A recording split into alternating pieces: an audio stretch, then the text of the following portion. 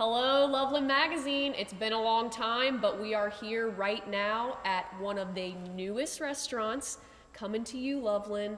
It's called RODI. And who I have right next to me, his name's Rob. Hello. He is the owner. And you are going to be the chef as well, right? I am. I'm the chef. Okay, awesome. Rob, thanks for coming out. Thank you for having me. Congratulations. Thank you. So what I really want to start off with is go ahead and share with Loveland your background. Where did you grow up? What was your childhood like? When did you realize you had a passion for cooking? I'm from Los Angeles. I met a wonderful lady who was from Cincinnati, from Madeira.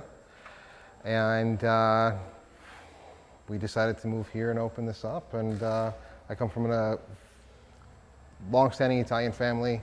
We've owned a restaurant in Los Angeles for 38 years, 5-star Italian. Wow. I grew up in a kitchen basically my whole life, watching some incredible chefs work and learning from my father, who was an incredible chef himself, and just really got super lucky with the education that I've been given. Now, would you say your dad inspired you?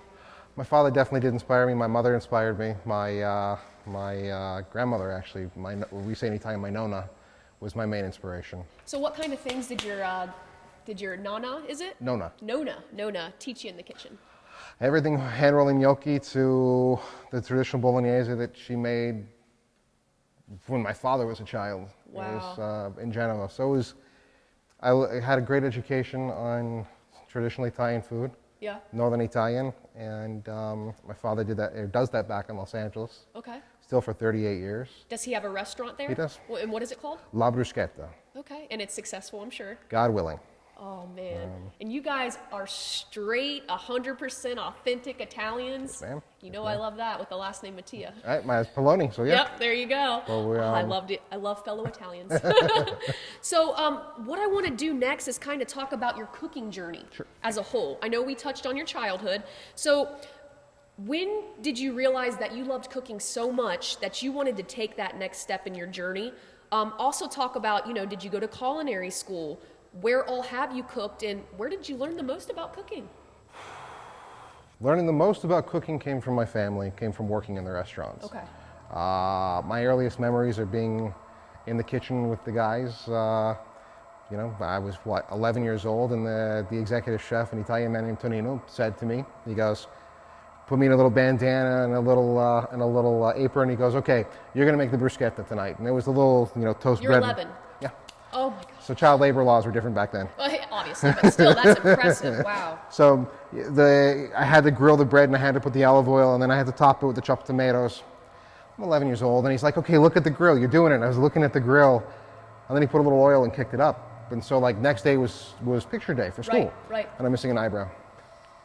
A war wound already. Completely. Wow. So that's what got me really interested and motivated into really expanding my ability as a cook. Okay.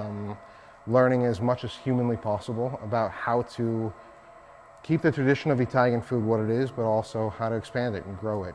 Now, it was all hands-on learning. Did you go to culinary school? I did not. See, that to me is an important factor, because I feel like you learn more, and correct me if I'm wrong, when you're physically in the kitchen with your hands, you're doing what you got to do. 100%. No, it's I'm a big advocate for hands-on experience. Even if you don't know what you're doing, learn by doing it. Yeah. I think it was Mark Twain that said, I'm not going to allow school to interrupt my education. Yes, amen to that, seriously. That's and it's becoming more pertinent in this day and age. Exactly. With the young people, they're like, you know what, maybe I don't want to go to school right away, maybe I want to go to a trade school. Exactly. Becoming very popular as well. Amen. It's there's no excuse for not learning. There's no excuse for not knowing what you're doing. I mean, I watched a child go on YouTube and learn how to change a tire. There's a wealth of information for us. Yeah, you're right. All over the internet, that's for sure. Now, what I want to talk about now is just this restaurant. Mm-hmm. So when did you decide, I know when you met your wife, when did you decide that you wanted to open your own restaurant, and what led you really to Loveland, Ohio, and when and why did you decide to open a restaurant within the downtown historic, district here? So we met in Los Angeles. She was doing events, and I was in the restaurant, and I had another career, which I won't talk about, but I had another career on top of that. And we for the first year, we kind of bummed around, enjoyed each other's company, and kind of decided that both of us wanted to do something different than what we were doing. Okay. And obviously, I've grown up in in the restaurant industry. I grew up in a kitchen. I grew up in the front of house, and I said, I was already doing it. Why wouldn't I expand on this concept that my father has made successful? Right. And then I kind of took a step back and said, I wanted to do something different within the realm of Italian food.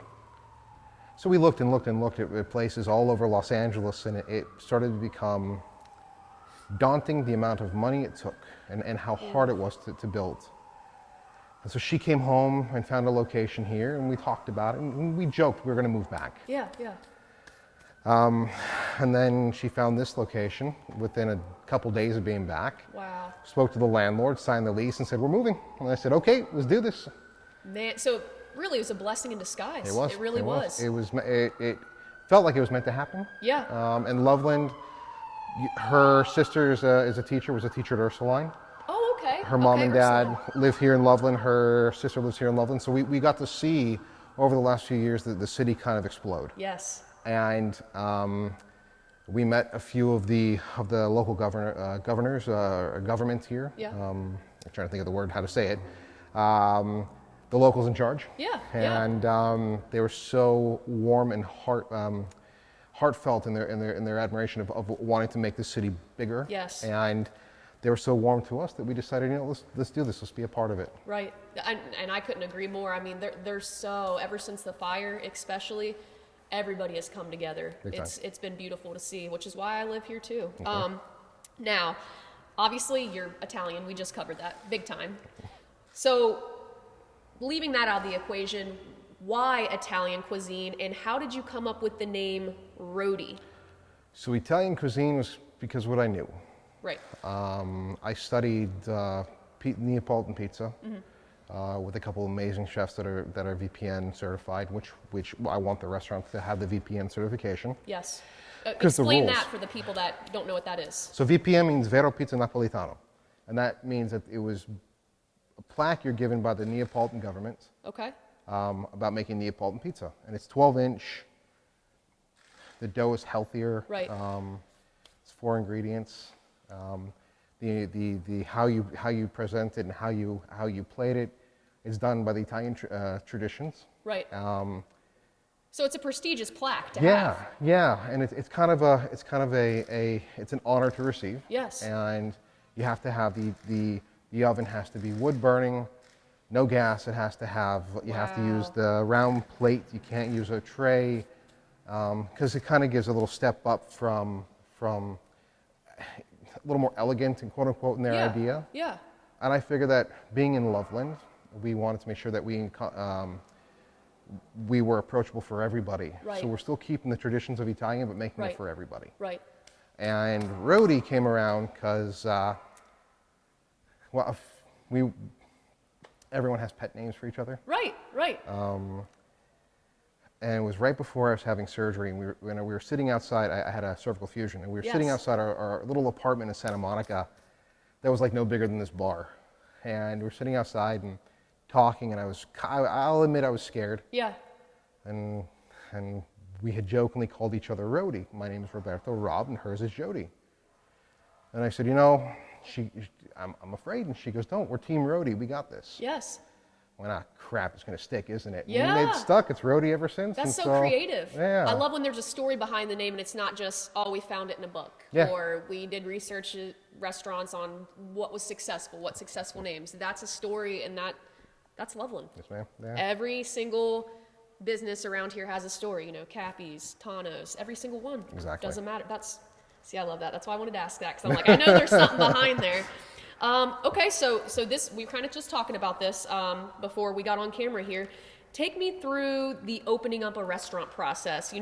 What were some of your struggles? What did you do to overcome them? And honestly, what were some of your favorite moments? And if there is any.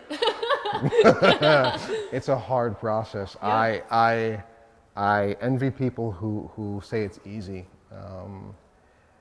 I mean, you need to make sure that not only do you have the finances in the bank, which is, right now, as climate's incredibly difficult, But you have to make sure you have a great support system behind you. My family, her family, the local community, because that's the most important thing. You don't want to open somewhere where nobody's wanting you there. Right. And then you have to put your business plan in order. Then you have to get your restaurant and your kitchen designed. And then you have to do all the inspections, and then you have to get your crews together. It's been an incredible learning experience, and I will say for the next one, when we move forward, if and when we move forward to number 2, I think maybe it won't be so daunting. Yeah. But holy crap, it's been a process. And I can say, because we do live in the same building, you're busting your butt. Yes, ma'am. I see you doing it, and I commend that, because work ethic. People can say they have it, but to physically see it, it's a different story. Oh, 100%. I mean, I'm sure you've heard people say, "Yeah, I have a good work ethic," and you go to hire them in the restaurant, and you're like, "This isn't going to cut it." Exactly. Yeah. My favorite part has been meeting people like yourself and meeting people thank you. who are so wanting to be supportive of me. And half the people in our building are basically, when you're opening, if you need a hammer swung, I'll help you. Seriously. And the biggest thing I can say is I met an incredible group of people who we want to work with us. Came from all over the city, all over different restaurants. That's so great. And the fun stuff, tasting stuff that nobody's doing here that we want to do in this restaurant. Yes. Food-wise. Yes. Wine tastings, beer tastings. I mean, holy crap! They've been so giving to us. Yeah. And so I love that. Everybody working together, kind of as a collaborative. 100%. Which I like.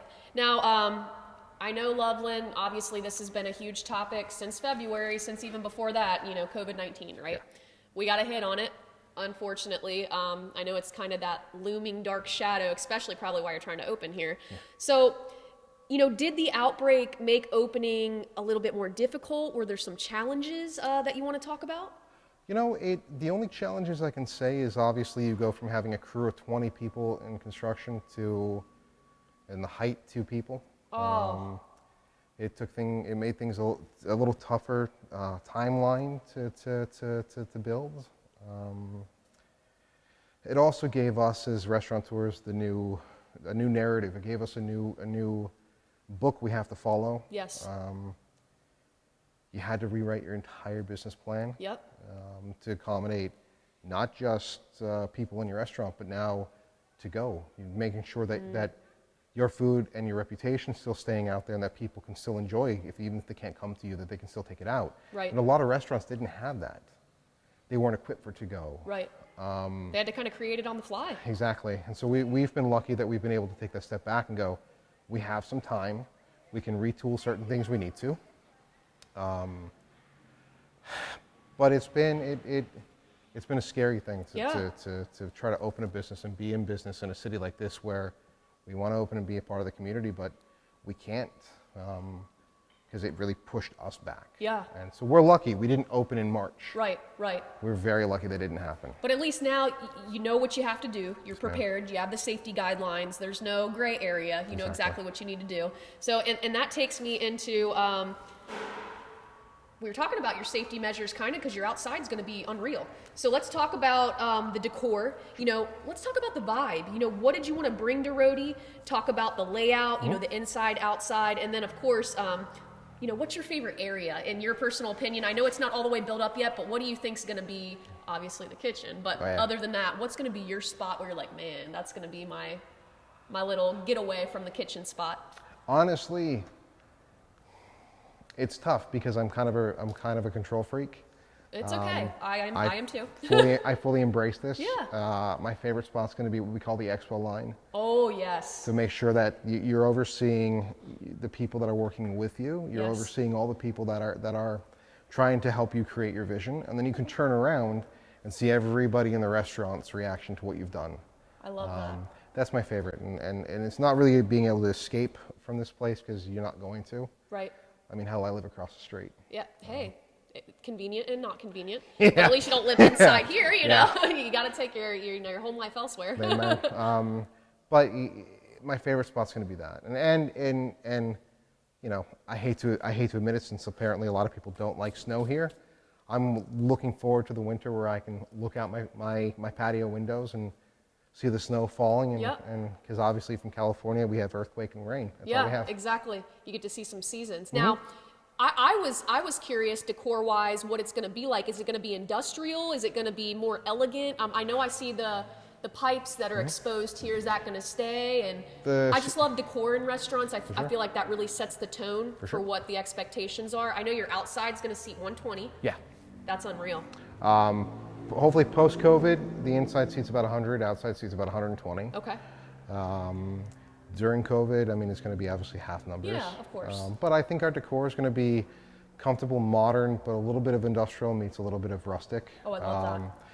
Bar is going to be dark maple. And we're standing in the bar right now. Yeah, this is the May bar. may not look like it, but there will be drinks It's huge, here soon. though. It's large compared to what I'm used to seeing. And then there's a coffee bar you mentioned. We do. We're bringing coffee from a company in Napoli called Filacori. I think us and we're the only one in the Midwest that is carrying it. It's Chicago, us, one guy or I rephrase myself, New York, us, one guy in Chicago, and the rest is on the West Coast. And so traditionally Italian coffee, made the traditional Italian way. I love that. But we're embracing everything. We have that to-go bar, so you can come in, pop in, get a coffee or a sandwich to go. Being on the river, you can come in, grab lunch, take it with you. Right, and you're right next door, basically, to Canoe, the Canoe place, the Cappies, which is outside. There's a lot of outside parks. I mean, you're on the trail. Big time. That's unreal. Big time. We got super lucky. We got super lucky. As soon as I saw your location, I was like, wow, like this was meant to be. It's been, how do I say this? It's been a blessing, and the reason we've been so, we've been able to withstand the delays and withstand all of the problems of construction because the end goal is so worth it. Right. I agree. And so that's where we got really lucky. Now, the exciting part, let's talk about this menu. I'm excited about this menu. Let's talk about, what's it going to offer? What are some of your favorite dishes, of course? And my thing is this, and I really want the Loveland community to know this, because you're not commercial. This isn't commercialized, if you guys know what that means. It's not, I don't want to name anything out loud, but it's not that commercial Italian, okay? So what makes this menu special and sets it apart from other Italian restaurants? And also kind of go over what will the average cost be for a meal? If you know that yet. If not, that's fine, but I like to know that kind of stuff for our fans out there. Still, how are you, man? Still working pricing. We're bringing in and importing a lot of stuff ourselves. Okay. Menu's going to be all over. Basic cheese, small cheese pizza to maybe $12 to a pizza with black truffles. High-end proteins. We're doing fish. We're bringing in branzinos and Dover soles, but we're also doing a pork chop. And then we have a burger on the menu. Ooh, so okay. Italians eat hamburgers. I don't understand why nobody thinks we do. We eat a lot of hamburgers. Yeah, amen to that. You can see it. Stop. Gelato. I know you told me about gelato. Tell me about that. I'm an ice cream lady. So I literally brought it with me in the back of our car when we drove across the country. Wow. A Rosi Bisani gelato maker that was in our restaurant 30 years ago. We're making traditional Italian gelato. Now, would you say you're going to specialize in pizza for the most part, or no? You don't have like a specialty item? So the lasagna that we made back in LA was voted one of 5 best. Our gnocchi was voted the best. So I took those recipes with me. I have those recipes with me. So lasagna and gnocchi, awesome. All homemade pasta, fresh made pasta is being done on site. Pizza is an added bonus. Okay. It also allows us to be a little more creative in terms of food. We can do so much with this oven. I mean, I can make 180 pizzas an hour. And so, but it allows me to do, maybe we do tomahawk steaks one night. Maybe we do amazing lamb. I mean, it allows so much for us to do. So it's just an added bonus for us. Okay. Because I was curious. I'm like, man, every place has that special dish that people are like, go to RODI for this. Okay.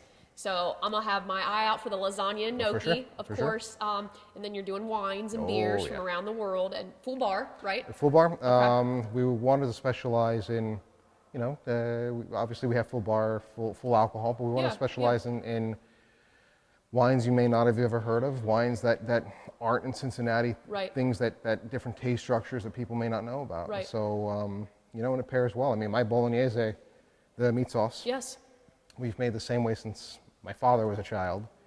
Family yeah. recipes. It reminds me of home. Love it. And so how better to do this and eat something like this than have a glass of a wine you may have never heard Right. of, but pairs perfectly Right. with it. So, That's exciting for me. I like the homemade family restaurants, the recipes. That's what really I feel like draws people in. Just that family atmosphere, which is what Loveland is, as you know. So a couple more questions. Sure. Have you set the opening date yet? 6 months ago. 6 months ago. So what is? You don't have to give it an exact date, but is there what months? We're a shooting year? for mid-September. at this Mid-September? point. Okay. Hopefully, Beautiful fall weather. that too. We can still utilize the patio for at least 2 months. Yeah. Okay. It gives us enough time to train our crew and train our staff, Okay. and then open strong. Awesome. That's good. I've been itching for it. I'm like, when's it gonna open? When's it gonna open? You know. Sure.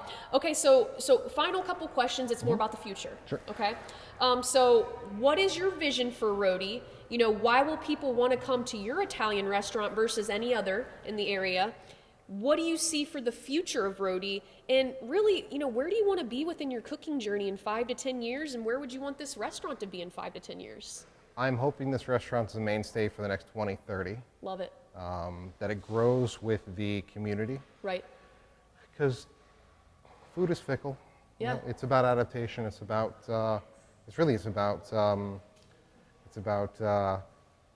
adapting. Yes. Really, Darwinism it's so true in the restaurant business. Yeah. It is the survival of the fittest.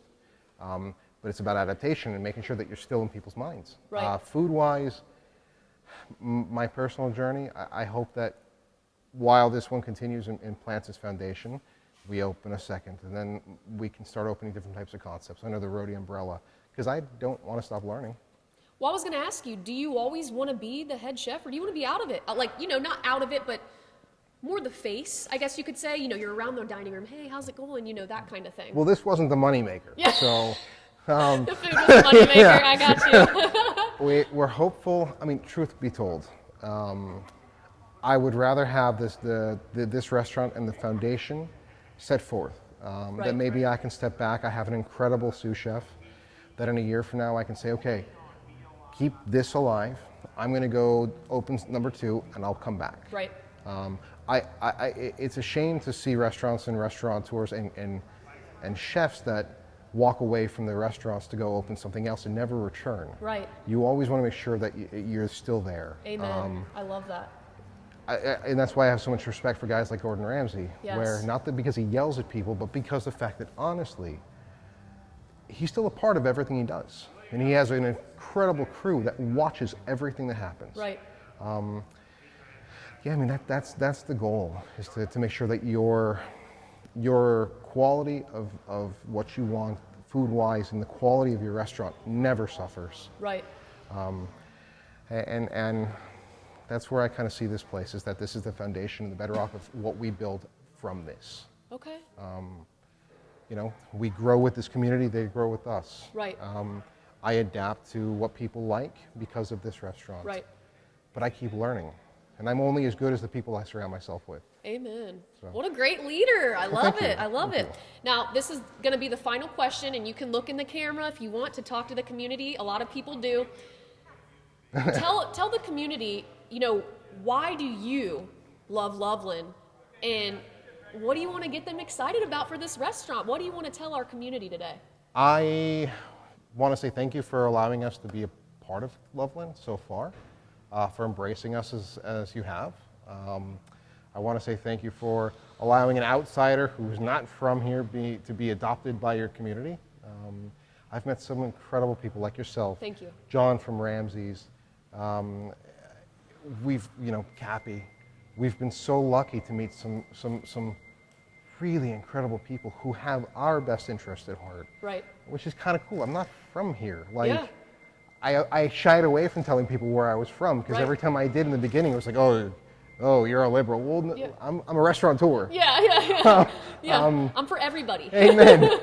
I just want to really just say thank you for allowing me a chance to be a part of this and allowing me to hopefully do something to give back to this community, because that's the most important thing. Yes, yes. To just give back to those who gave to me. That's what I want.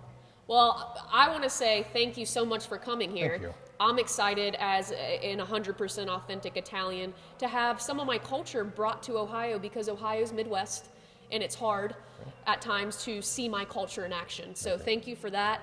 And guys, we have it first here, the RODI owner, Mr. Rob. You do, actually. Mid-September, maybe a little bit later, but we'll say mid-September for now. And hopefully everybody gets their butts out here and try some good gelato and some wines and, that lasagna. Looking forward to it. Gnocchi. All right, Loveland. Well, thanks for hanging out with us today, and we'll see you next time. Thank you.